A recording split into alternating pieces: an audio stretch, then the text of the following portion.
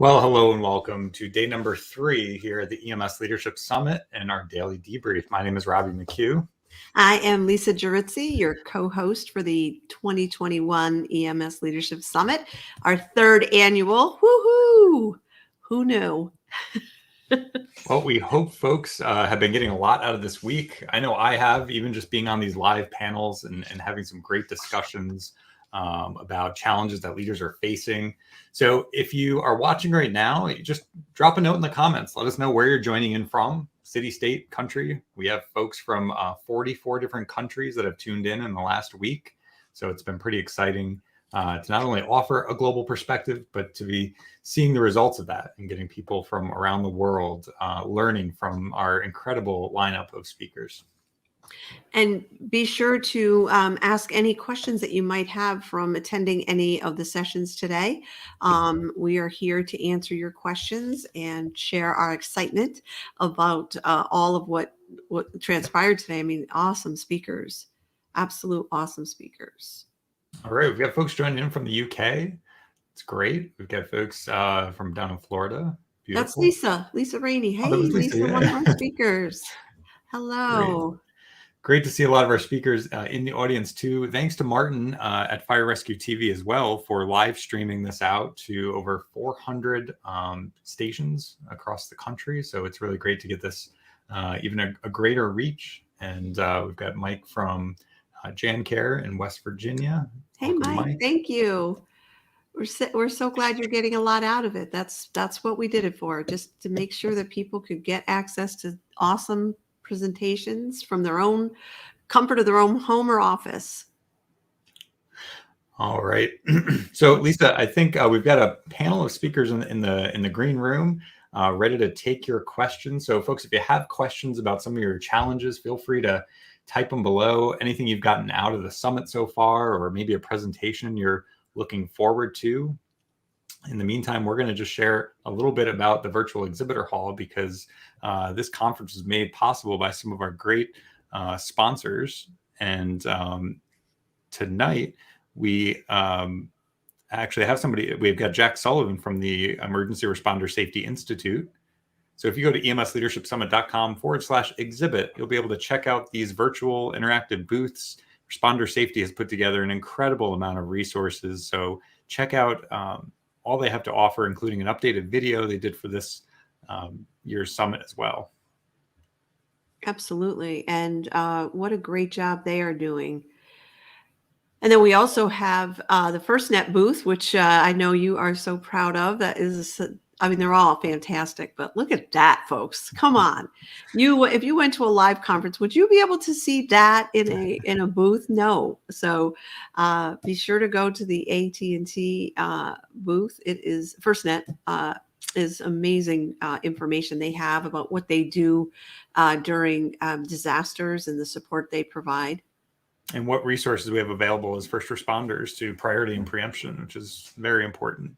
The folks at Ninth Brain, creating cloud solutions to simplify complex issues and have systems talk to each other, from scheduling to quality improvement and risk analysis and checklists. So. You know, and we hear from so many leaders how much time everything takes and how they feel like they don't have enough time. And it really seems to me that this solution can simplify things and really free people up to have more time to do leadership stuff, right? So you definitely want to reach out and find out more information on what Ninth Brain can do for you. They have a lot of customized packages and opportunities. So just really good stuff they have available.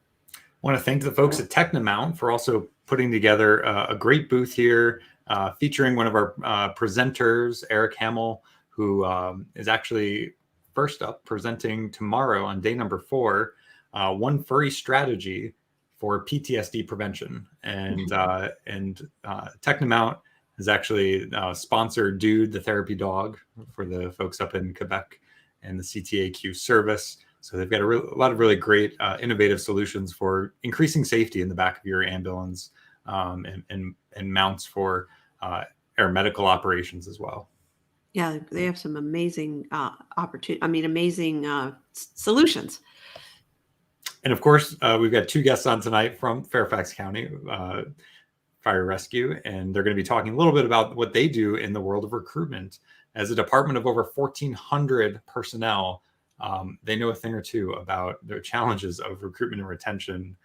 So definitely check out their booth. There's a great message from their chief, and Alyssa and Claire joining us here in just a few minutes. Awesome.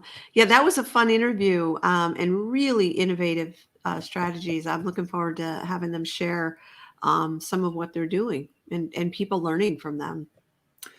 Earlier today, we had a lunch and learn, a virtual lunch and learn, which was great. We had almost 100 people join in and register for that event. And we sent out Grubhub gift certificates to those folks.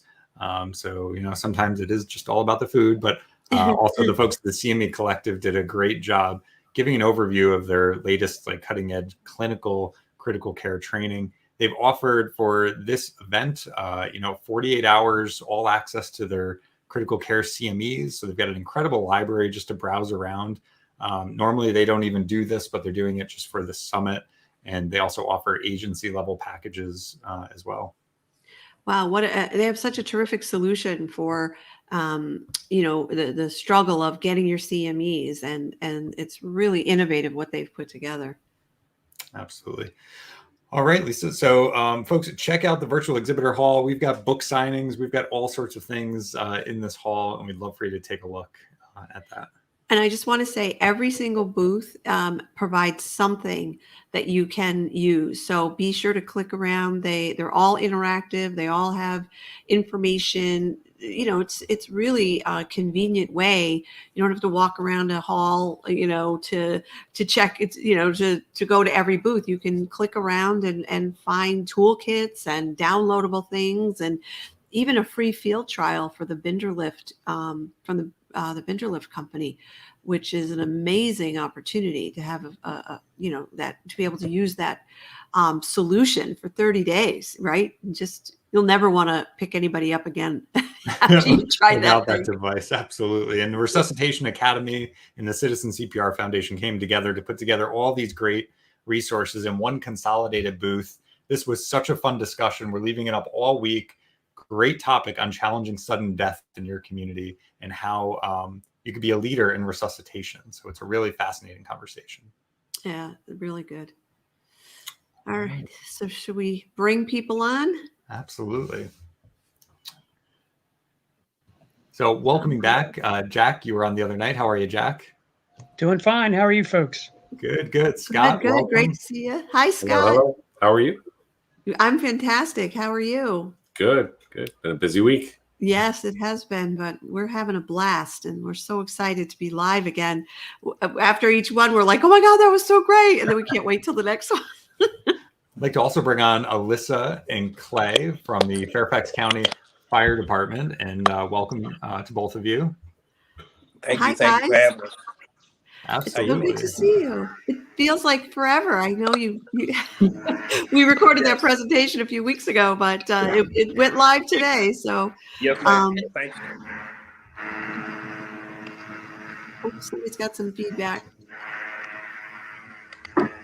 So, Alyssa and Clay, you folks are doing something pretty innovative, a virtual recruitment booth at a virtual conference as just another new strategy to help raise awareness about your department. And honestly, I had no idea the department was that big. So hats off to you both for for taking that on in today's world.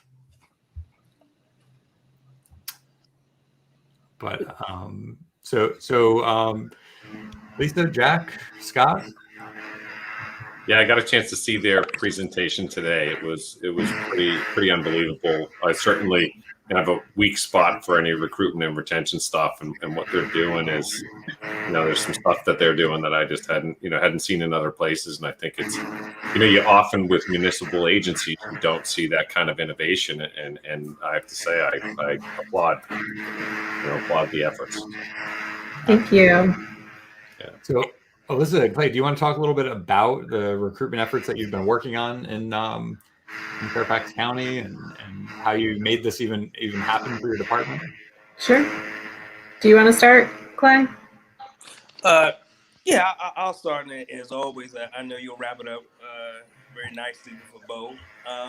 But yeah, once again, thank you all for having us on. Like I said, this summer is great. But as far as recruitment, I think, like we said from, I guess I talk, it all starts from the top, the leadership. Chief Butler, he's instilled in me and Alyssa pretty much the go ahead to try new different things. We've been trying to pretty much have like targeted recruitment efforts, like we spoke before in the military, going after paramedics, which we've really been honing in using social media as far as LinkedIn. Uh, like I said, LinkedIn, YouTube, trying to reach some of those different areas, but also really reaching out to individuals in that field, higher ups in the military, and trying to meet with them and brainstorm with them to see how we can onboard some of these individuals. Same thing with the paramedic schools, trying to reach out with them, get Zoom calls, and go to those some of those institutions and try to bridge the gap and see, hey, what can we do to to attract you? So we've just been trying to zone in and get more of a, I hate to say it, like a Chick-fil-A personal keep in touch with these individuals to keep them interested in our department. So I'll let listen add on. That's a really great start to what we're doing, just trying to find those targeted audiences. COVID put us in a spot or everyone in a spot where we just couldn't go anywhere to recruit and didn't know how to start filling our staffing shortages. So we took it online. We had someone working with us and said, hey, can you reach out to a few medic schools? And it turned into a regular Zoom offering. And that worked really well. We asked our PIOs to help us advertise. And from there, we just started building out regular social media advertisements to get folks interested. And that's where our audience is right now. Everybody's on social media. So that's been really effective for us.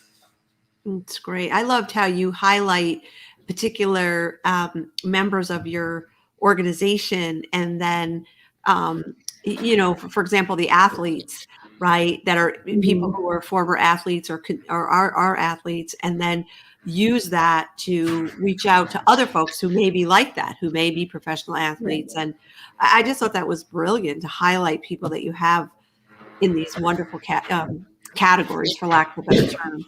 Yeah, thank you. That's been effective too. Like people start to feel included, and then other folks from outside the organization saying, hey, that's, that person's a lot like me. Maybe I can do that job too.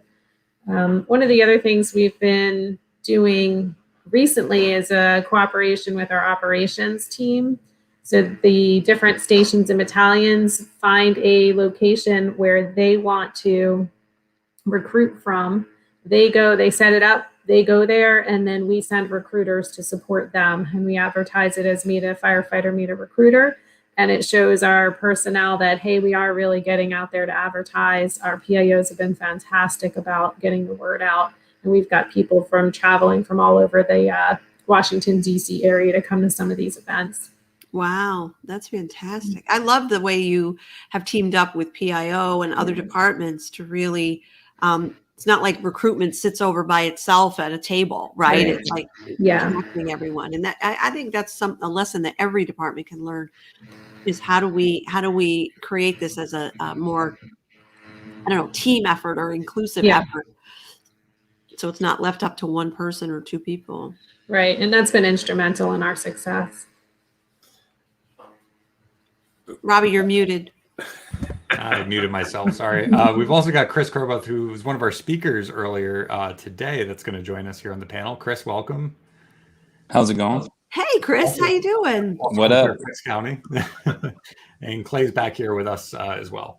So Alyssa and Clay are talking about just these innovative solutions from a recruitment perspective, and I think it's a great idea to engage multiple areas and departments of the greater department, right? To in your background as a clinical educator, right, and in charge of training. Yep. As a training captain. Yeah, you have to, it's a hard market nowadays because everybody's looking for the same pool of candidates that exist out there, and those pool of candidates know that, very similar to the sports industry, you have to wine and dine them essentially and entice them to come to your agency. So they want the cool, shiny stuff. They don't want the way things have always been done. So you have to be innovative, and you have to show them that you're giving them the tools for success to optimize them on the street. So we try to stay pretty progressive with our training. We try and do creative things, try and keep them engaged. We do a lot of flipped classroom stuff, a lot of end learner driven scenarios and training. Try and stay away from PowerPoint because I don't know, it engages or keeps most of our attention anymore because we're all type A, ADHD to some degree or another. So we spend a lot of time doing that. We have an immersive room that kind of stimulates the environment, and we do our best to show and kind of highlight that stuff so that when people come join our team, they know kind of the things they can gain from our organization.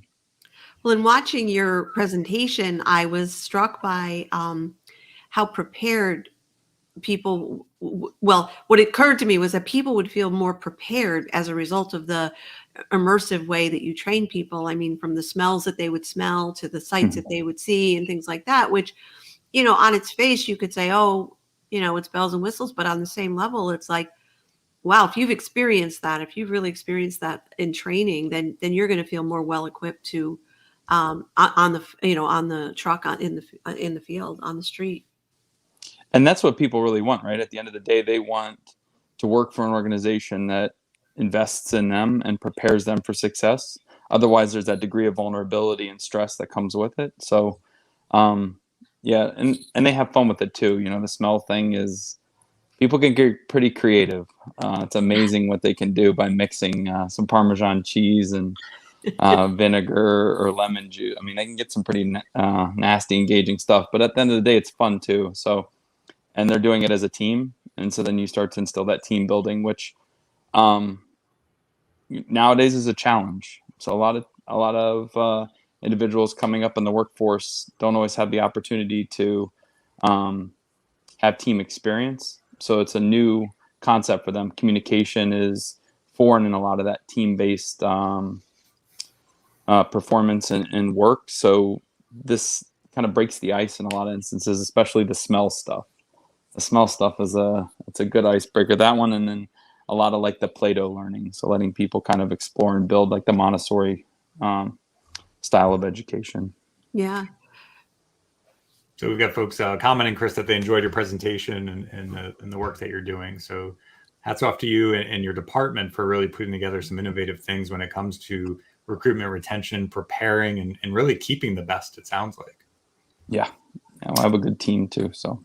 Yeah, and just one comment, if I can, that, Chris, you mentioned concrete experiences. And I think one of the things that we see, and I'm sure Alyssa and Clay see this too, is that often they feel like we may have sold them a bill of goods, right? We sort of sell them that it's going to be this, they think it's going to be what they see on television. And so if you put them in that experience and then, they get on the job, you're giving them really what is a job preview and an opportunity to, to understand that. I remember when I pulled in on our last day, I said, all right, well, great. They're like, we had to clean the truck. And I'm like, hey, you have people who do that, don't you? And they were like, yeah, they're called you. And so, I think that's, they will remember. You sort of, you mentioned that, I hear, I forget, I see, I remember, I do, I understand. And I think that comes back to that, that concrete experience. And the other really good point you made is people want to stay where they feel people have invested in them and taken the time. It's not just investing money and, but it's also the time and attention so that people feel like, oh, like I am prepared when I go on the street. I'm not under so much stress. Like, oh my God, I don't know what I'm doing, even though they do, but because they've practiced in such a meaningful way, I think it makes a big difference. And, every night we've talked about the theme of people feeling valued, right? And value is not just, hey, glad you're here. It's really all the ways that people can feel valued, from the way they're recruited, all the way through the way they're trained, all the way through to how they're promoted, how they're treated, all of those things, even how they're disciplined. Wouldn't you agree, Scott? Well, one of the things I was thinking as you were saying that was when Alyssa and Clay were talking about the fact that their PIO posts videos of their folks, and it helps people sort of, get an idea of actually visual. It helps potentially candidates visualize how they're going to be when they get into that job. But then I think, folks like to, sometimes it's surprising when you see yourself performing the work that you do, you sort of forget, how you appear or your presence. And I think that again, when when people see your own organization posting videos, is sort of, there's this sense of pride that, people go like, look at that. They're, what they're focusing on is their folks. And again, I think that's at the end of the day, every successful organization spends the majority of their time building their team and building their individuals. So I just thought, this, again, I got a lot out of all the presentations today, but I'm an HR person, so I love that recruitment and retention and sort of, individual career ladder stuff that, got discussed throughout the whole day. Yeah, and that was your topic on day one, I believe, right? Mhm. Today the green wave, talking about that. Do you Yeah. want to say anything about Yeah. that? So, it's funny because a lot of the opinion on marijuana has changed pretty dramatically. My generation, we sort of had Spicoli from, Fast Times at Richmond High. And now when I say like none of our friends, I said to my wife, nobody we know, and she's like, we have never been at a party in our neighborhood where somebody hasn't had some form or substance. And especially with a lot of the states now passing laws that essentially say you can't take discriminatory action against employees for their legal use of substance, marijuana. It's just creating a really difficult environment for employers. And, again, I think the marijuana thing's a little bit of a misnomer in the sense that I think alcohol is actually equally, if not more of a problem for employers these days, but because it's sort of more widely accepted. So, that's, that is really, I think between that and this executive order that got passed by the president or, drafted by the president yesterday, that's really what the last year has been spent is addressing these issues, where when those kind of laws are changed, it really creates a challenge for our type of industry and our profession. Yeah, absolutely. Absolutely. So Jack, yeah, Jack, I was going to say, Jack, do you want to chime in here? I mean, you are you've got a very experienced career in the world of training. You're the director of training for Emergency Responder Safety Institute, really with a mission of keeping people safe on the road. Scott talks about people under the influence or of substances here, and that's what you say we're dealing with, right? It's those distracted drivers or those that are under the influence. And you got to remember that I started teaching safety-related topics more than 40 years ago, and we were still using things like overhead projectors and things like that. Matter of fact, I started a project last year to clean out my office where I've accumulated 40 years worth of training props and materials and things like that. And I think I found 6 slide carousels where we had advanced from overhead projectors to slides. So we took all our overlays and went out to a contractor who turned them all into slides for us so we could carry slide carousels around with us. And then, of course, we moved into Harvard Graphics when that first came out to make slides electronically, but we still projected them with slide projectors and overhead projectors. And it wasn't until later on that we got into computer assisted slides and things like that with PowerPoint and some of the Apple products and whatnot. But I think the one thing that sticks with me that we've tried to continue even in the virtual environment is the connection between the instructor and the student, and the ability of the instructor to relate to what the student is dealing with and the topic that you're talking about. So even in the classes that I've attended in the past, the thing that I look for is can the instructor relate to the environment that I'm working in? Did they do it themselves, or had they had experience with that particular topic they're talking about, or are they just reading a slide? And we all know about the death by PowerPoint type syndrome that still persists today in some cases. But I found myself today in a conversation with some folks in Colorado. I'm getting ready to do a keynote presentation for them in 2 weeks. And I was apologizing because my draft program has a lot of text on several slides that normally I put in there just to organize my thoughts. But by the time I present that keynote, those comments will be down to 1 or 2 words. And the rest of it's in my head. But too many of the instructors I've seen in the past, even when they're in the moment in front of the students, still tend to read the slide or read the material. And I can't relate to those folks who don't seem to know the topic that they're talking about, can't relate to it, can't talk about it other than what the information is that's on the slide or whatever prompt device that they're using at the time. And I think that's changed quite a bit. And I think what I see that I like these days is blended learning, where we're using a combination of online training of some sort and in-person classroom training. So in my subject with roadway incident safety, some of the classes that I've done, we start out with a computer-based kind of pre-classroom training. Go through these modules and get this information. So things like terminology and rules and regulations and standards that are out there, they get that information before they come into the classroom, so that when they come into the classroom, the first thing we do is jump into tabletop exercises. Instead of throwing PowerPoints up on the wall, we're presenting them with a situation that they probably heard about in the pre-learning that they did, but now they're actually going to put it into practice, and they're standing around with a group of people from different environments. I love to do these classes when I have tabletop exercises, and I've got police officers standing next to EMTs, standing next to firefighters, standing next to DOT Safety Service Patrol operators, and over on the end is a guy from the towing and recovery industry, and talking about the problem in front of them. And the first thing we do is take them out of their comfort zone.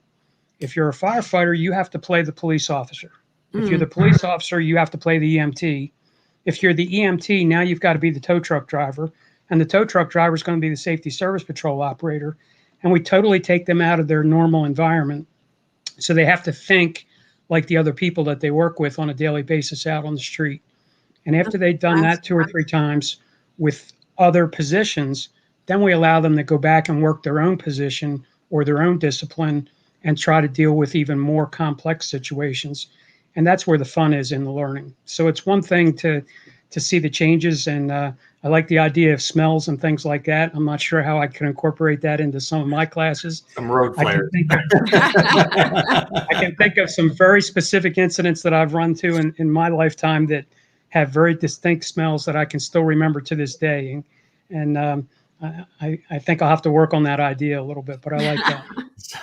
So we've got a great question from the audience here, is how do you really create buy-in from the employees? And maybe you could speak from the panel's experience here in order to truly implement training, and especially the more immersive training that my guess is takes more time and resources. So really curious, I guess, from the panel here, how you've created buy-in from both the employees, the administration, and really up and down in your organizations.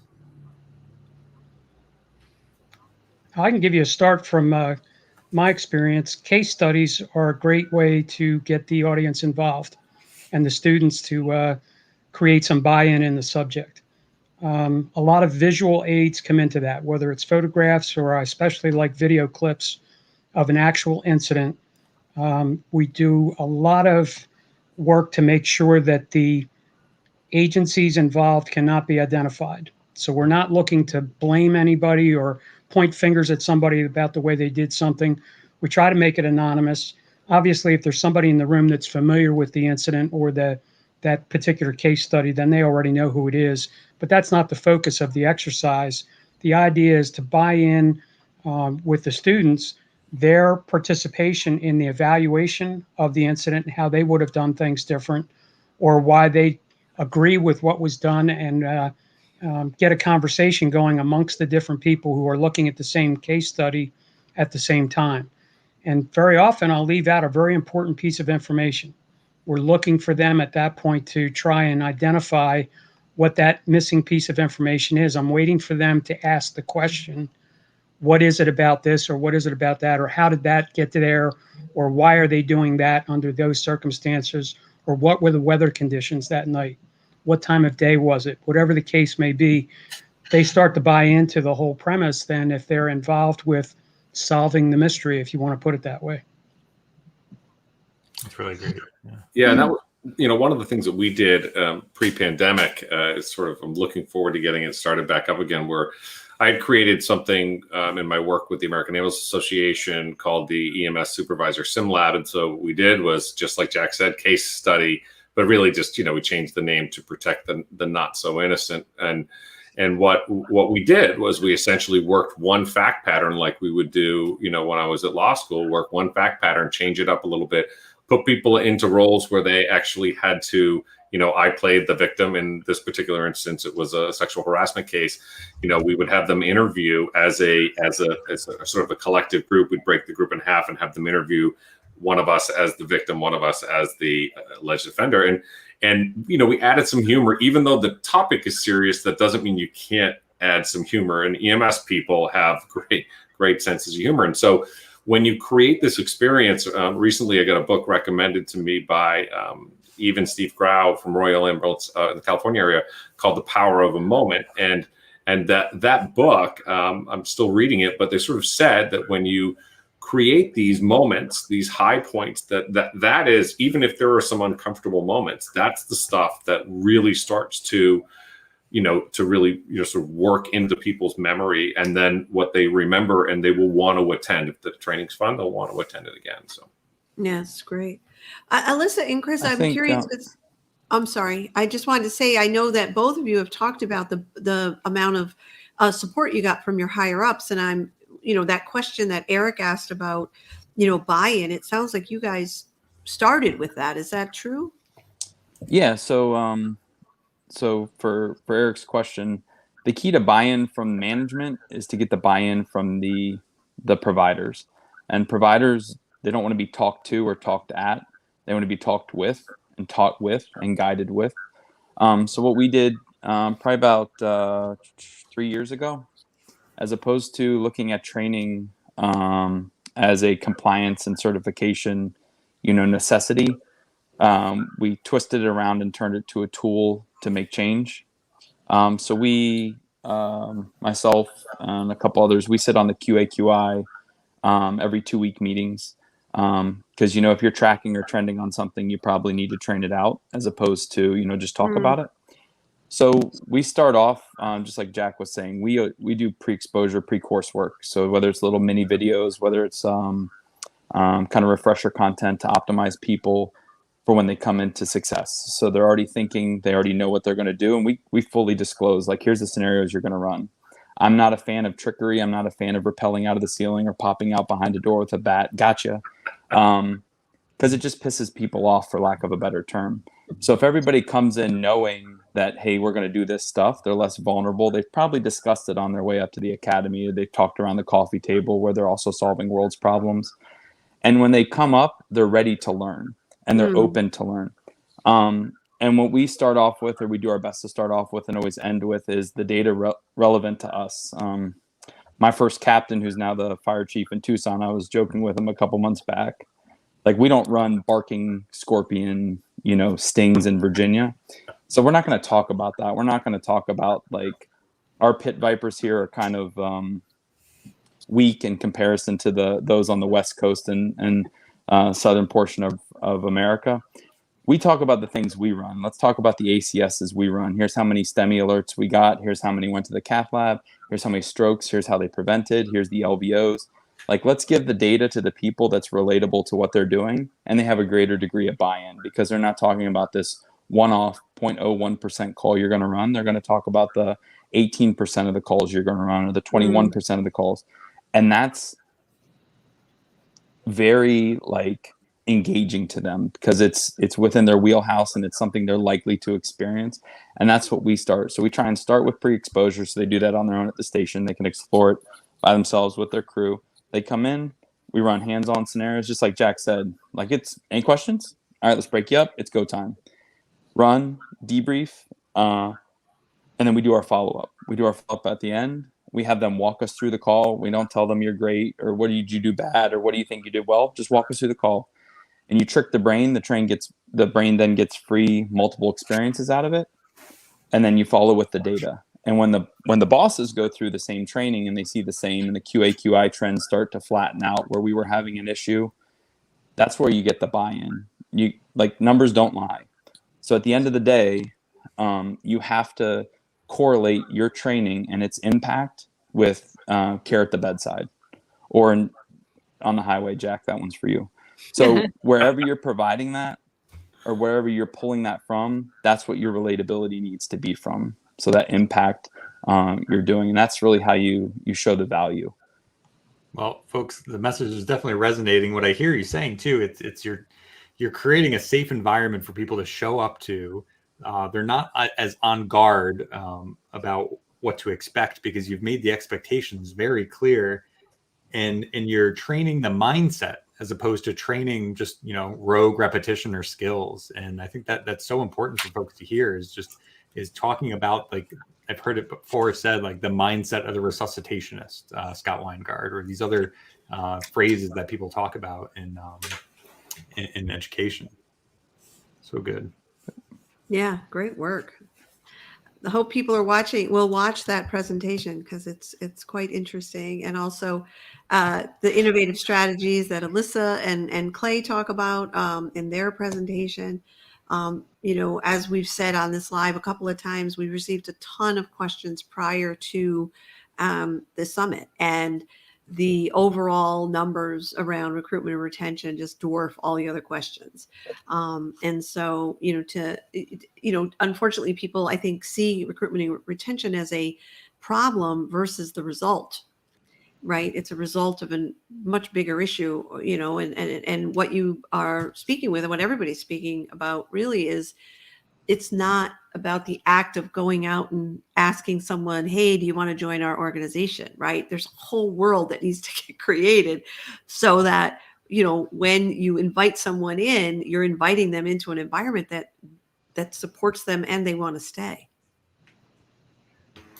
One of our big selling points in Fairfax is the EMS program that is in place on a couple of different levels. We are able to advertise that EMTs who are already certified and paramedics who come into our fire academy go through EMS Academy. They're not sitting around in an EMT class again, just taking the class, helping their other co-students learn.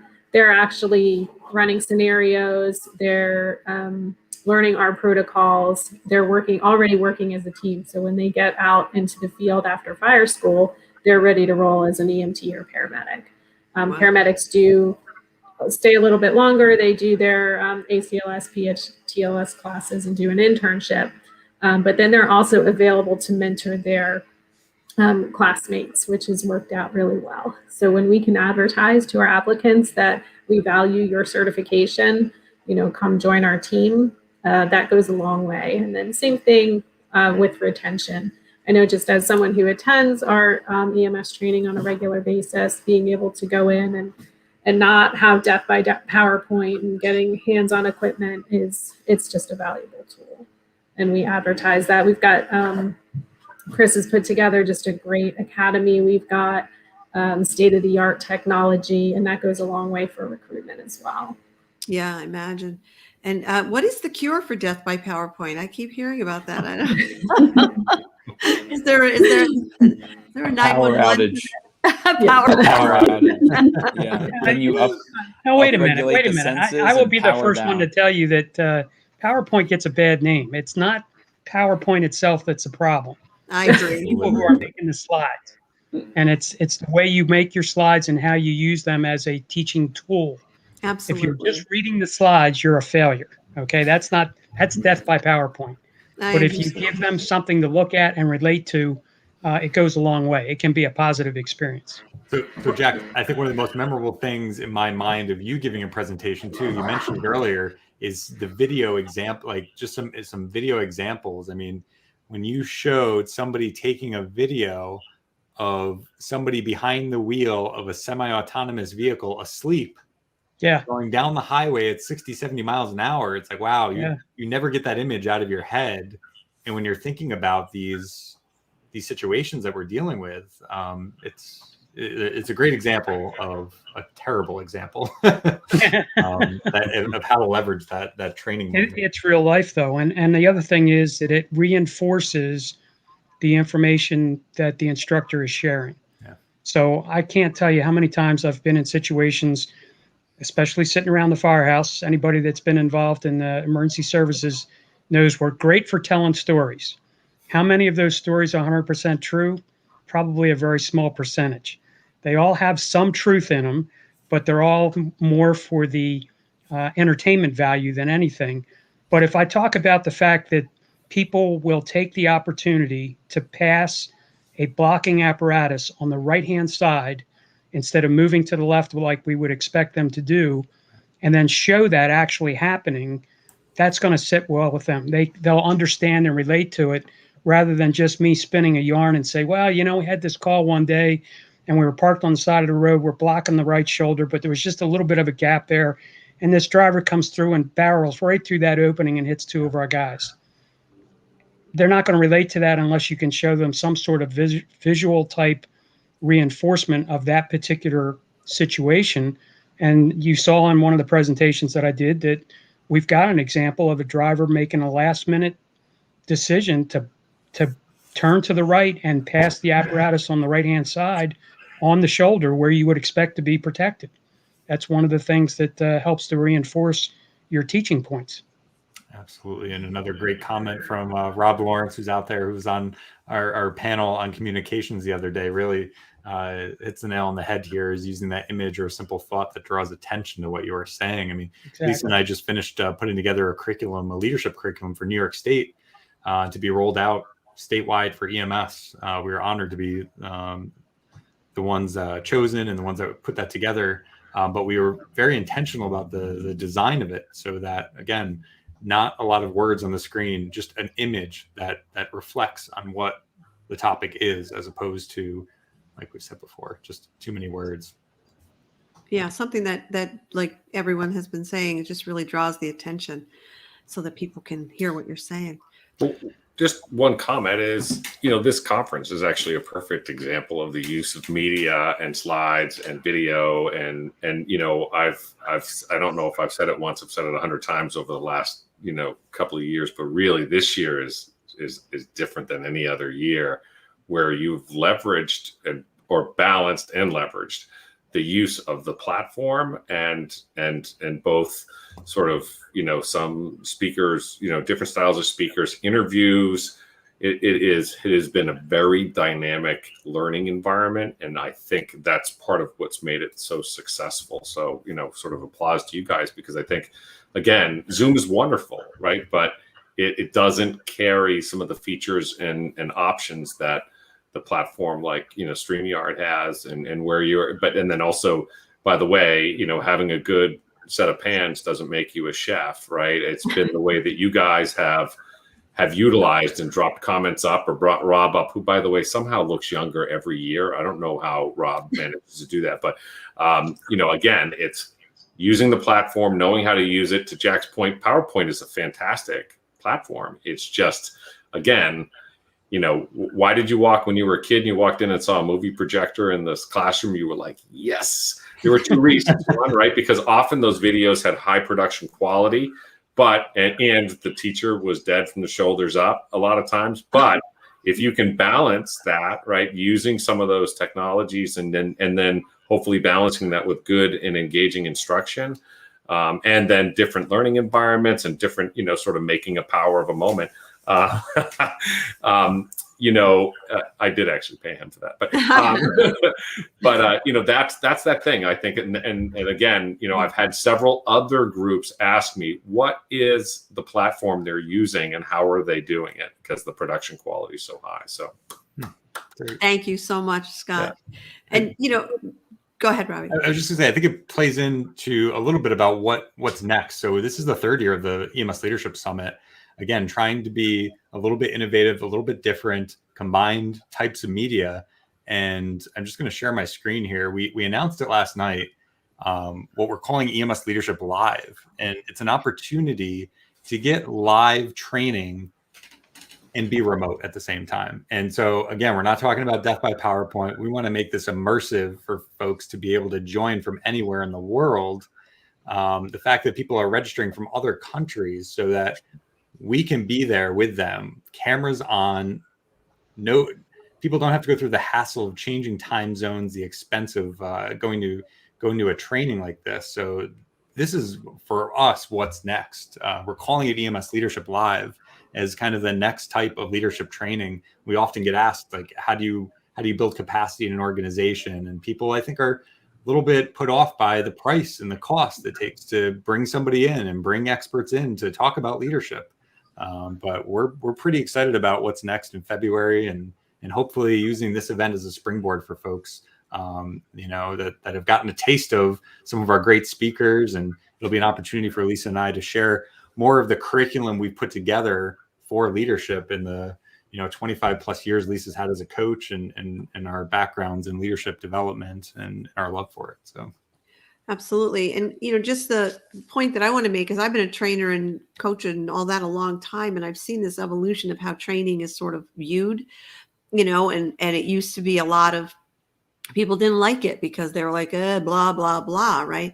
And now, I mean, you look at things like what Chris has put together, what, Scott and Alyssa and, Jack, like when you really see what's possible in training, it changes the mindset that people have about training. Like, oh, I have to go to training, versus, wow, I want to go to Chris's training, man. Look at what we can do, or I want to go do some, this live immersive training, because it's too important to have people participate and get their life changed or their ability to make a difference changed for us to squander the opportunity when we have people in front of us. And one of my favorite quotes from John F. Kennedy was, if you're going to make a speech, make sure it changes the world. And that's the way I feel about training. And I know Robbie does too. that's great. So thanks for the opportunity just to share that with folks, and we hope people again see the value in what we're creating and what we're talking about here when it comes to different types of training and education, and how we can up our games when it comes to not just doing the same old. Yeah. And thank you, Eric, for joining us. Eric is one of our presenters, I think tomorrow. Is he the improv? Is that tomorrow? But he's been commenting, and he's just saying he has to sign off. So just want to thank him for hanging out with us. Well, yeah, and I'd like to thank our speakers. I mean, I don't know if there's any final parting thoughts you folks have on whether it's advice for leaders when it comes to training, anything you'd like to say for some final words. The only thing, kind of soapbox, I would like to say for leaders and managers is we commonly look at things, especially in today's world, where things are posted and people can immediately pass judgment, know the right answer within 30 seconds of a social media post.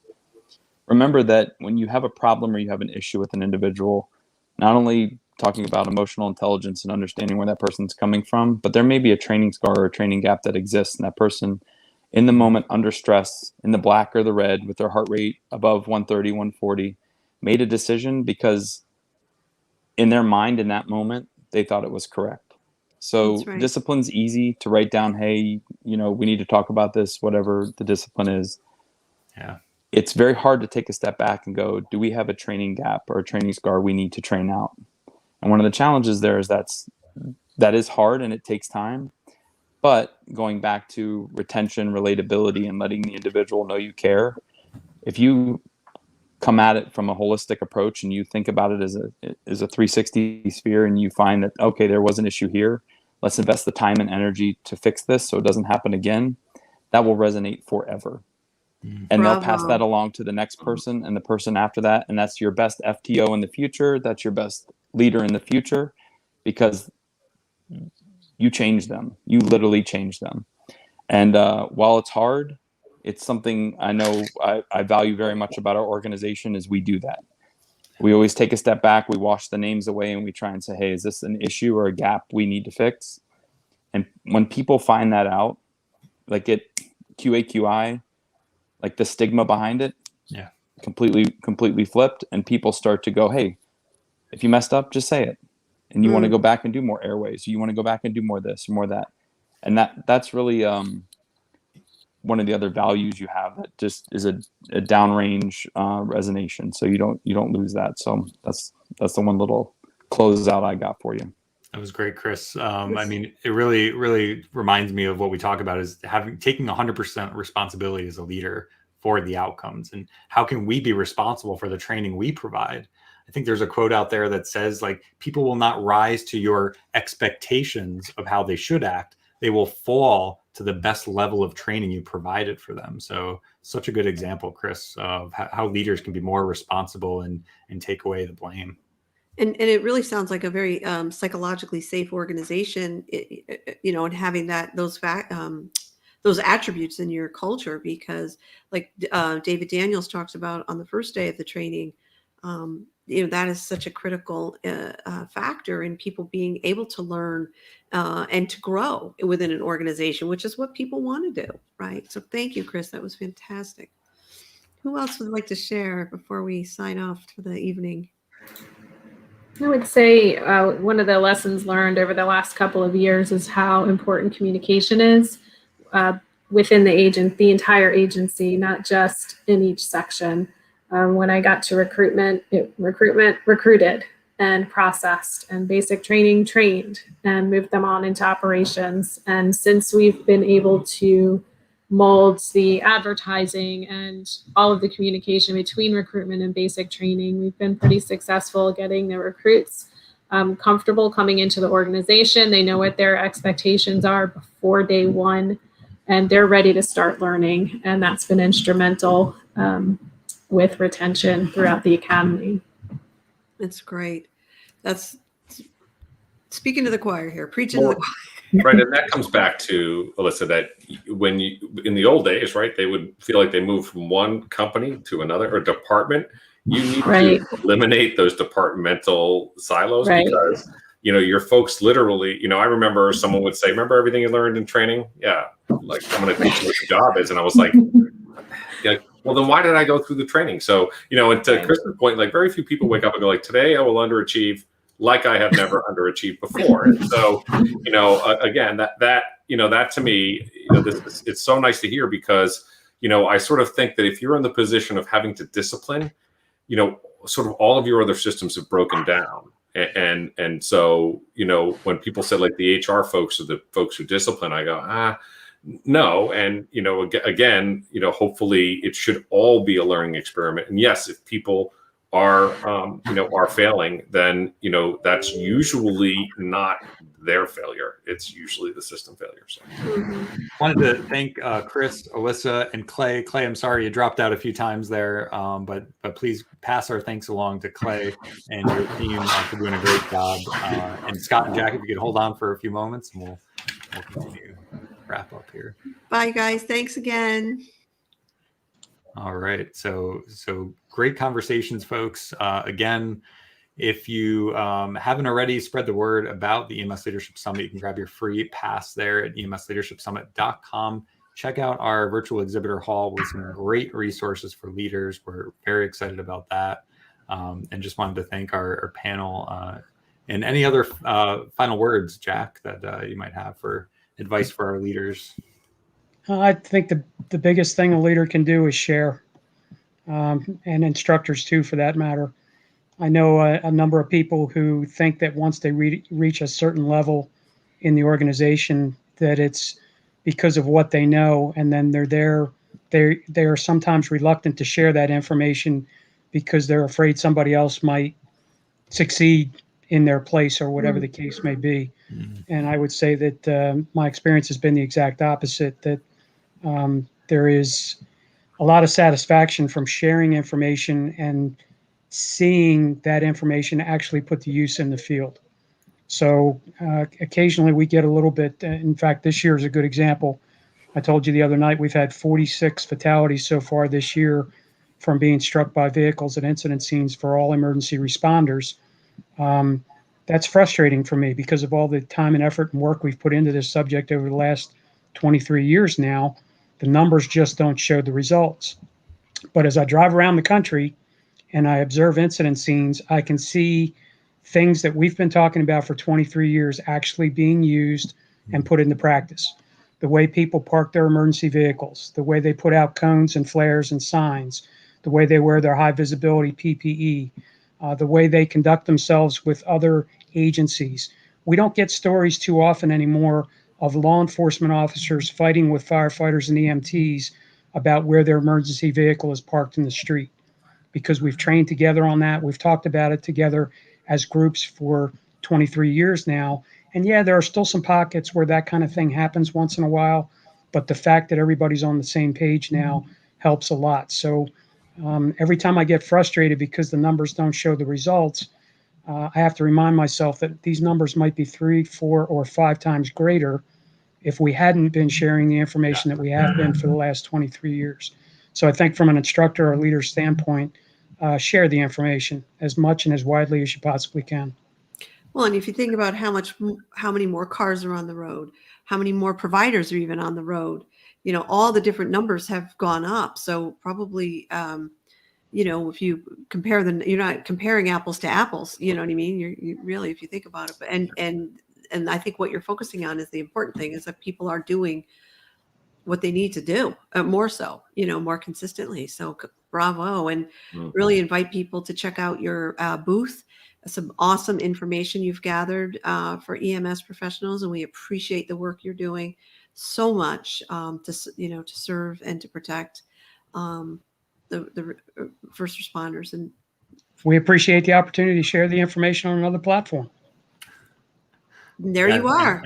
And pass along our thanks to your whole team for this incredible library of resources that you've just expanded upon specifically for EMS, from what leaders can apply, what supervisors, shift commanders, crew chiefs, what they can talk about, training departments, what they can look into to provide for their people, safety officers, the list goes on and on, folks, public information officers, public education, the frontline responders that are out there. So you've put together an amazing list of resources. So we'd encourage everyone to please check out that at emsleadershipsummit.com/exhibit, and you can navigate over to their booth there.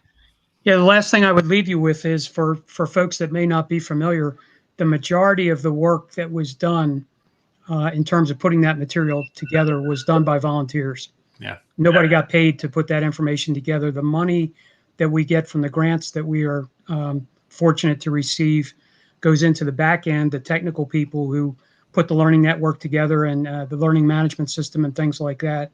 But the content comes from providers, firefighters, law enforcement officers, safety service patrol operators who share their information and experience and help us to put the content together that really seems to resonate with the folks that we're speaking to. That's great. Well, thank you so much for saying that and for everything you're doing. And thank your team. Thank you very much for being a sponsor and being a presenter. Thank you. Scott, any I know you've chimed in a lot on this panel, and your insights are always appreciated for sure.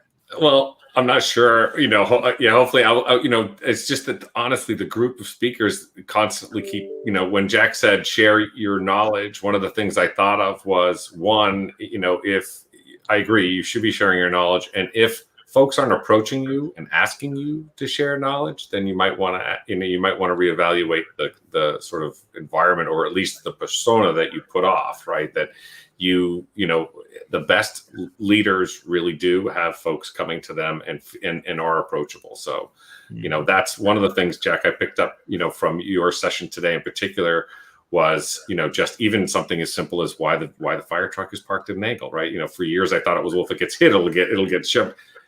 And those are the things that I was a firefighter for 16, 17 years. Like, we didn't know that. And it took until I was stopped driving fire trucks to figure that out. So, but that tells you that as close as a year and a half ago, it still wasn't being done. But now I don't think there's a scene that I don't see that's happening at. So I really appreciate the opportunity and feel lucky to get to sit on the panel with the group. And and appreciate how wonderful the event's been. So thank you. Oh, thank you. And you'll be back. You have one more presentation.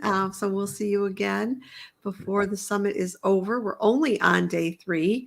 I don't know. I don't know how the first year we only did a 3-day summit. How did we do that, Robbie? I don't know how we put it all into 3 days, and the 5 days just doesn't feel like there's enough time. But I No, I certainly enjoy the know. panels and these great discussions. So I'm excited. Thank you, Scott. Thank you, Jack, for Thank being you. here. And we'll see you all soon. Stay safe. Thank you so much. Ooh, wow, that was a great discussion. Yeah, talk about, I mean, just leaders, that whole mindset of transparency and not that hoarding the information. It's such great points that were made tonight that I'm excited for hopefully folks to hear more about in our sessions. And what I think was Jack was talking about too, like this, the need to connect. And I think that's true if you're standing in front of a room training people, or you're one-on-one as a leader, training someone the way, Chris was talking about. That last comment he made was just so powerful. It's like, why are you assuming that you know more? You weren't there. This person did what they did because it looked like it made sense to them at the time. It did make sense to them at the time, because we're always doing what makes sense to us all the time, right?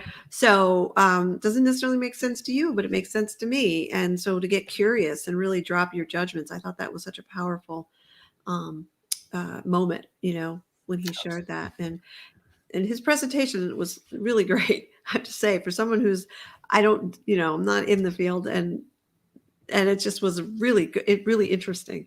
I learned a lot about training just from watching his session. So folks, you still have time to check out day number 3, the session lineup here in the virtual exhibitor hall. You can just scroll down to check out all the great sessions that you may have heard about. So we've got some great things lined up here, as well as Lewis that we added his session to learn a little bit more about EMS systems in other countries. So really appreciate him for sharing that. And then tomorrow's. Can I just say one quick Absolutely. thing? Mara really wanted to be here. She just had a baby and couldn't be here. But I do want to just, first of all, give her a shout out for such generosity in providing a presentation. But that is a no kidding, no hyperbole, life-changing, mind-blowing presentation. So I highly recommend watching her and the conversation she and I had. That's great. And folks, every speaker page also has a bio of the speakers, how to connect with them on social on their website. So be sure to check that out. For tomorrow's lineup, Lisa, if we want to wrap this up and talk about day number 4, we've got Dude, the therapy dog with Eric Hamill. Dude. I'm going to wake my dog up for that one. One furry strategy in PTSD prevention. And it's really great to hear what they've done in Quebec. And we thank Technomount for being a sponsor of this conference and also doing the translations of our first recording that Eric did. He did it in French. And so we've got English captions and hopefully reaching a whole nother audience out there. Yes, our first bilingual, well, it's not bilingual, but it's first presentation we've had since we've done this in a different language. So we're really excited. Hope to do more of that in the future. Christy Halverson, very cool conversation I had with her. I believe she was in the Rocky Mountains when we did Wow. something like that. It was crazy good. She's a wanderer, but she is a coach, and a former firefighter, 14 years as a firefighter paramedic. Yeah.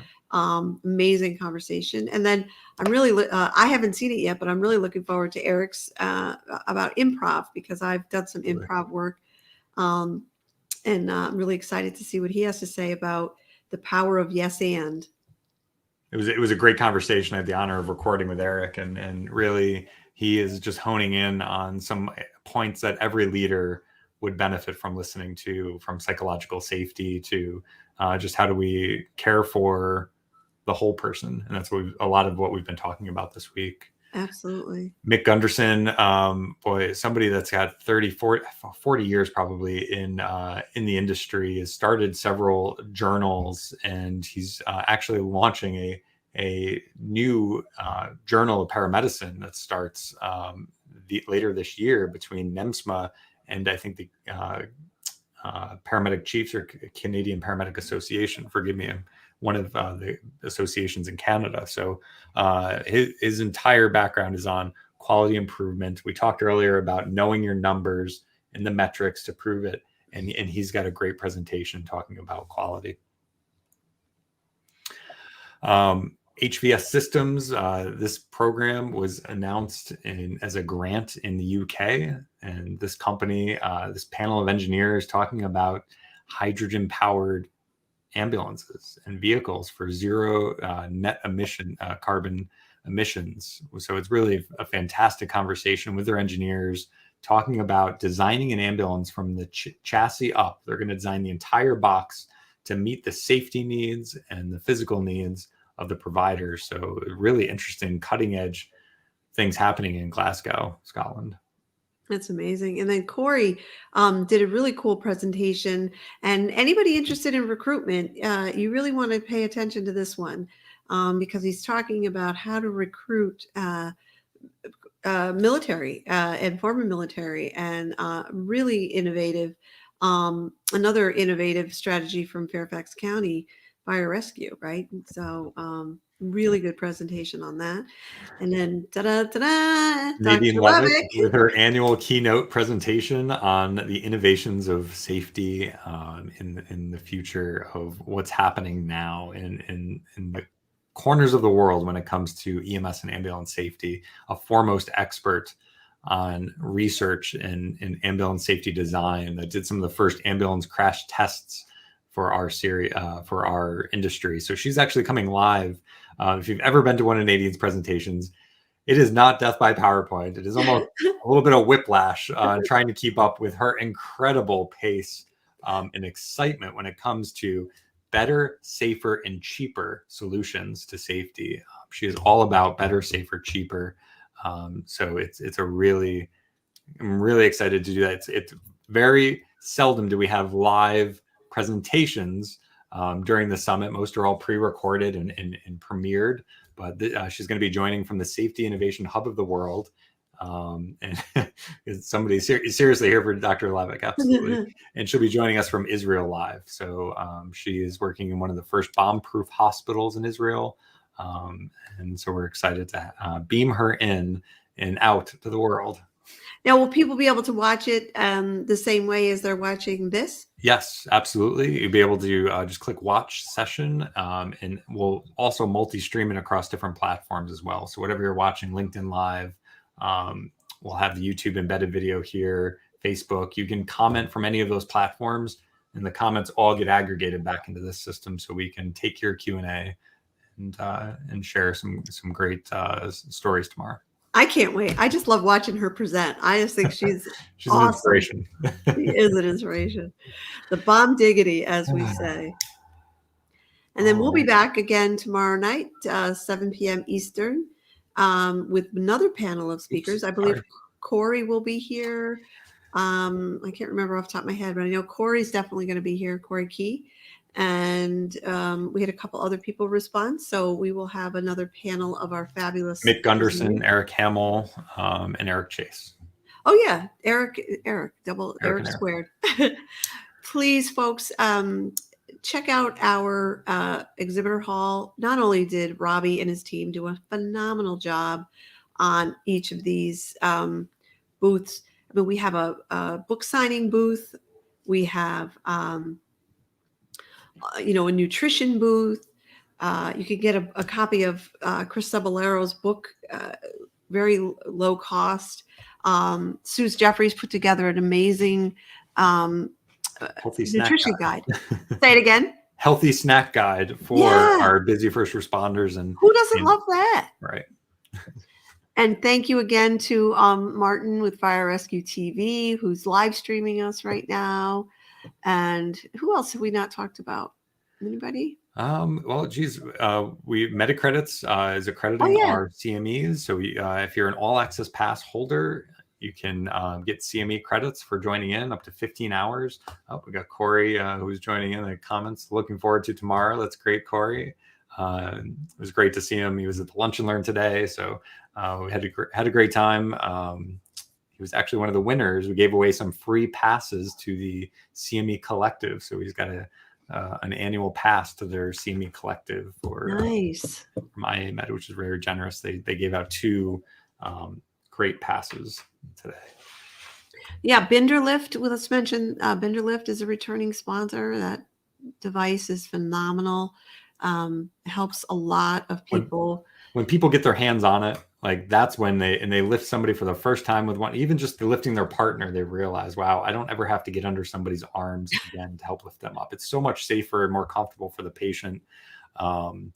It's a great device and a great tool that maybe 20% of, at least 20 to 30% of what we do is usually because somebody falls. And if they fall in a precarious position, whether it's in the bathroom or the shower, I mean, it's great to have these extra handles that you can have to help protect your providers and ensure the safety of patients. So shout out to Rick Binder. His family created this, family that was in EMS, I believe in Pennsylvania, and they created this device, but they've offered a free field trial.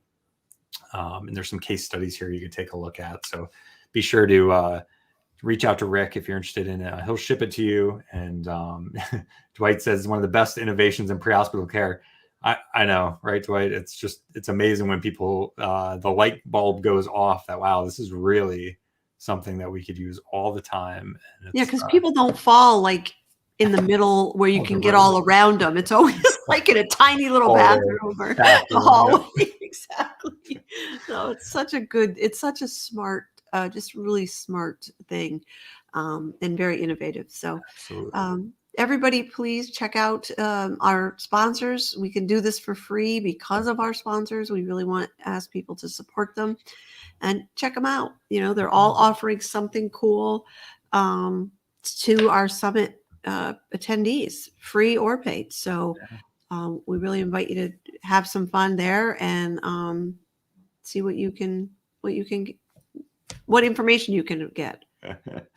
Absolutely. Sorry. And, Lisa and I have been talking about what's next in the world of innovation and training and leadership training. So we're both really excited to have just announced this last night. I know we're over on time, but emsleadershipacademy.com/live for a special price on this live event for leadership training. Can I mention one thing I think I forgot to say last night? You might notice, this is February 2nd, 3rd, 4th. I have time. Well, one thing is we're offering a ridiculously discounted rate right now, only during the summit. It will go up on Monday. But the other thing is we are going to be hosting, for anyone who's registered for the event, we're going to have a monthly webinar to support people in this pre-work, right? For between now, we don't want people to have to wait till February 2nd, 3rd, and 4th. We want people to get more information and be more effective. And so every month between now and then, we will have a live webinar for Robbie and I, and we might even bring on speakers. You never know. We're very innovative, but we want to support people through this whole process. So if you are even remotely interested, go over to our booth and you can click on our number 3, is it? Yep. And then it'll take you to a page with more information. If you have questions, you can always email us at support@emsleadershipacademy.com. Absolutely. We've done even a split pay option if folks want to split the payment up. But for $297, you're going to have an opportunity to get access to a curriculum that we put together that's really transformed the lives of EMS leaders out there. So we're very excited about that. And interact with other folks, because the platform that we'll be using will be able to put people in groups so that they can work together. You'll be able to interact with us. It's all live, not recorded, no replay. It's a live 3-day immersive training event. And we promise it will be awesome. All right, Lisa. Well, great job tonight. I want to thank you. I want to thank all of our speakers and folks that are out there watching. We love to do this because of the comments we get from you and the excitement and the energy and what you're getting out of this. So thank you all for watching. And thank you, Dwight. Yes, Dr. And Tevi has endorsed our work, and we really appreciate him. He has been a speaker for us and a friend of the EMS Leadership Academy. We appreciate him immensely. So, again, thank you for watching, everyone, and we'll see you same bat time, same bat station. See you tomorrow.